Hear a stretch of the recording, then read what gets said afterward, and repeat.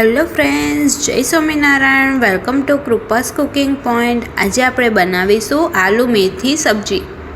ત્યારબાદ આપણે એક કઢાઈમાં તેલ ગરમ કરવા મૂકી દઈશું. તેલ ગરમ થઈ જાય એટલે તેમાં જીરું એડ કરી દેવાનું છે.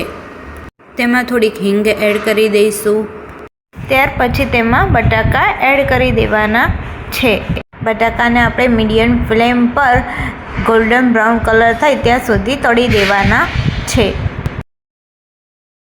તમે જોઈ શકો છો કે આપણા બટાકા ગોલ્ડન બ્રાઉન થઈ ગયા છે. એમાં આપણે મેથી એડ કરી દેવાની છે. મેથીને એડ કરી અને બરાબર હલાવી દેવાની છે. અહીંયા મેથી અને આલુ બરાબર મિક્સ થઈ ગયા છે. હવે તેમાં આદુ, મરચાં અને લસણની પેસ્ટ એડ કરી દેવાની છે. તેને પણ બરાબર મિક્સ કરી દઈશું. હવે ત્યારબાદ તેમાં આપણે મસાલા એડ કરી દેવાના છે. અડધી ચમચી જેટલો હળદર પાવડર, અડધી ચમચી જેટલું લાલ મરચું પાવડર, અડધી ચમચી જેટલું ધાણા જીરું પાવડર એડ કરીશું.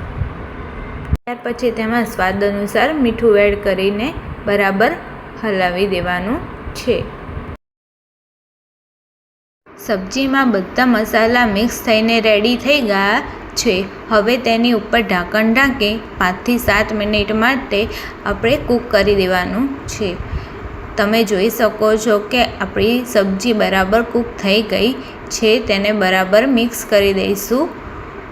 તમે જોઈ શકો છો કે સબ્જી એકદમ મસ્ત રીતે તૈયાર થઈને રેડી છે. હવે તેને સર્વિંગ પ્લેટમાં કાઢી દેવાની છે. તૈયાર છે આલુ મેથીની સબ્જી. મારી ચેનલને લાઈક કરજો, શેર કરજો અને સબસ્ક્રાઈબ કરજો.